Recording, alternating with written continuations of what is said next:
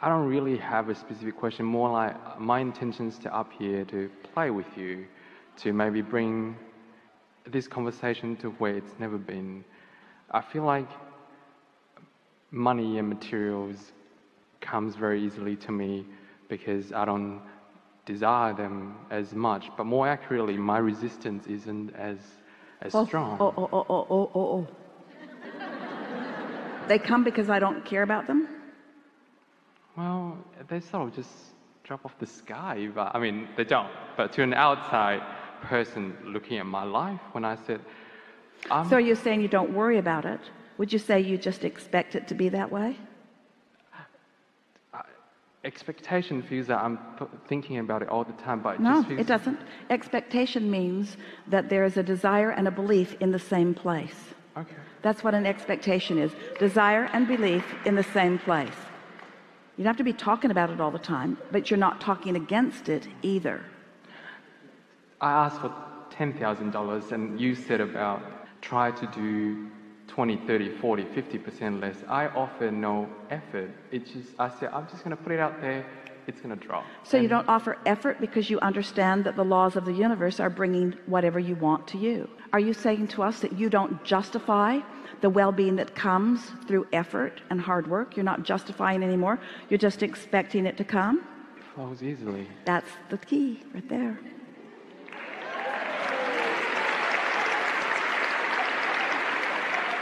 So how do you come to expect something that hasn't manifested? So you say, well, money isn't coming easy to me, and I'd like to be like that guy, I'd just like to expect it. But how do you expect something that hasn't been happening when you've been noticing what's been happening? What's the obvious answer? You have to notice a little less what's been happening. You have to stop taking score of what is. You have to find some way to put what is where it belongs. You have to put what is where it belongs in the past tense category. What is no longer matters, because what is does not have to continue to be the regurgitated active vibration. What is doesn't have to be the active vibration. What's wanted can be the active vibration. But what's the payoff for you? What are you going to focus on in order to stay focused on the vibrational reality rather than the manifested reality? How do you get yourself to focus forward instead of backwards? How do you stop looking at what is when what is so compelling? Something else has to be equally compelling. Let's play with this just for a moment, and then we will hear you. Please.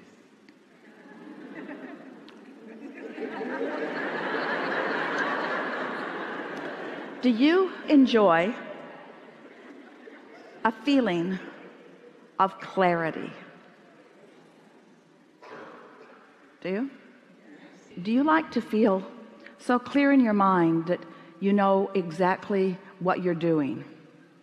You know, when you click into that, you know those moments in time when clarity is just so strong that it feels to you like you just can't get it wrong, at least not right now. Things are just really clicking for you.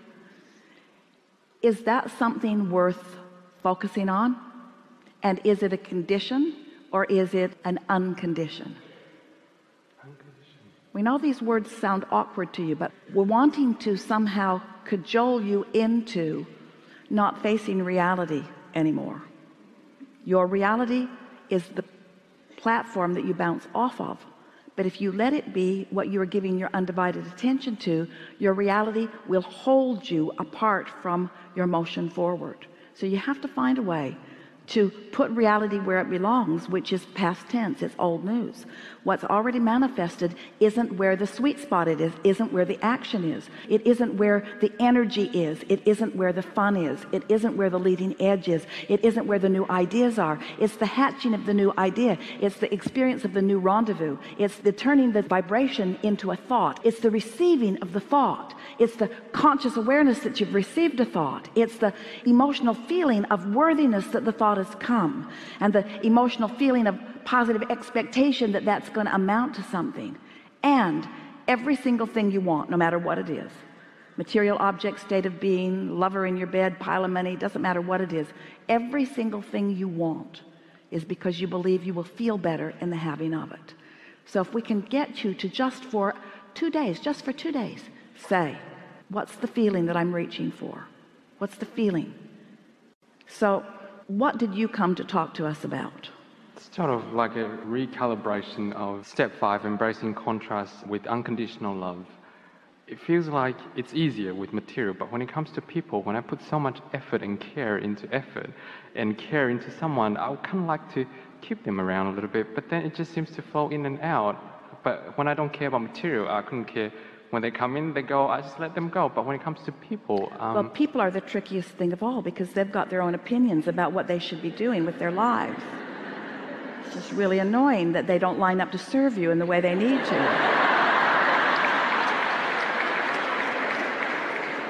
And some of it is because they want different things than you want from them, and some of it is because they're not in control of their own vibration yet. But people are really tricky.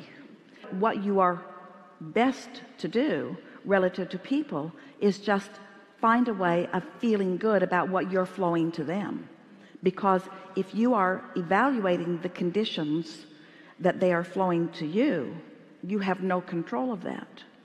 That's a cycle that you will never work your way out of. So when you said embracing the contrast, it kind of felt like embracing the part when I'm aware that I'm being a conditional lover, which means I understand that I want to be unconditional, but trying to stop the train sometimes it just adds momentum to the train. Now I want to embrace that contrast by go, oh well, I'm just going to let it crash. Let us put just one little idea in this mix that is available to you all the time, but you haven't been receiving it. Oh, please. So we're just going to speak it to you in a see it, hear it, smell it, taste it, touch it way. We're going to put it in your ear so that you can contemplate it. But I'm ready. what if there's something that you want that's in your vortex, like the mastery of creation? What if there's something in your vortex that causes you to call someone to you who misbehaves? Ooh. I hear you. What if in them not jumping through the conditional hoops, wouldn't it be easy if everyone would just behave, and all you'd have to do is just observe their really good behavior and you could feel good all the time? Yeah. But you do not do anyone else a good service, and they certainly do not do you a good service when they work hard to keep you happy, because what they're doing is manipulating conditions, which is not sustainable. You found that out 9 days after you got married. It's not sustainable. But if someone has the audacity to not conditionally try to please you, so that you have to discover how to hook up with something that does please you apart from them, now you can, in a short period of time, master what true alignment is. I felt like the breakup in February was worth it once I found my alignment to be in that zone of realizing from broader perspective, to see that it was worth it, because now I truly understand what unconditional love is, rather than him being... But wouldn't it be great if, how often do you say, well, it was awful for a while, but then after the fact I now see that that was a beneficial thing? Wouldn't it be nice if you could accept that everything is a beneficial thing while it's happening? Yeah.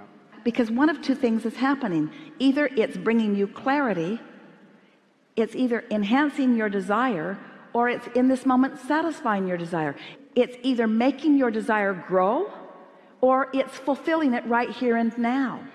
And we think we love you so much that you are dramatically underestimating the value of a growing desire. Growing desire doesn't feel good to you if you're not good at keeping up to speed with it, because your desire is growing and you're not, and your desire is growing and you're not, and your desire is growing and you're not, and your desire is growing and you're not. And we promise you your desire is growing. So your desire is growing, but you're focused upon a condition, and your desire is growing, you're focused on a condition, and your desire is growing and you're focused on a condition. And after a while, the tug of war is so strong within you that you just sort of give up, and then you close the gap just a little bit, sort of by default, almost like accidentally.